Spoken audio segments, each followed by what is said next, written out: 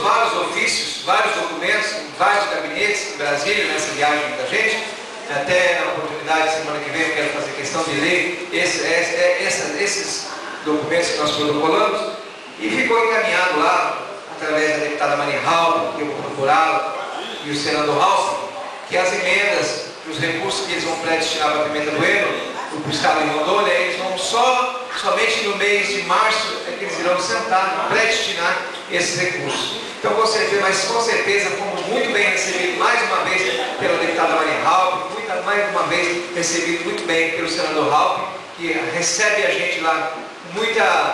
muita hospitalidade, o senador Acir, o deputado Moreira Mendes, Mauro Nazif, enfim, todos os deputados nos receberam muito bem em Brasília, recebem a gente, sempre a gente protocola, sempre alguma coisa a gente consegue trazer para o nosso município. Com certeza, outros vereadores também devem ter encaminhado documentos, devem ter feito seus pedidos e com certeza nos próximos dias serão atendidos.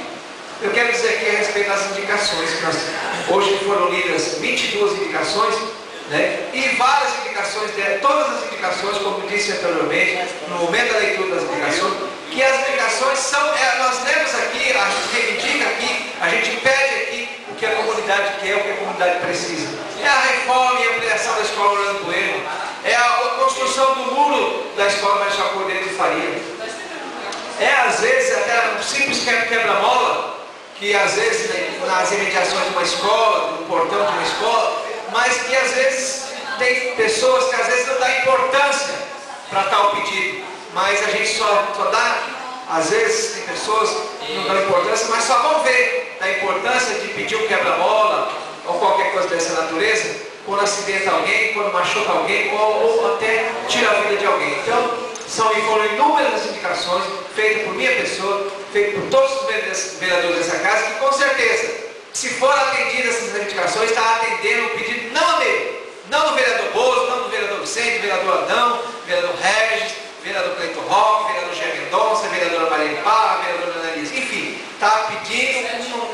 atendendo o pedido da nossa comunidade. Nós aqui, vereadores, fazemos o que a nossa comunidade pede. E com certeza, essas indicações que foram lidas hoje, todas elas são de interesse público, não de interesse particular desses vereadores. Dado o avanço do horário, quero encerrar aqui hoje, com certeza segunda-feira que vem usarei a tribuna e terei mais outros assuntos a serem tratados.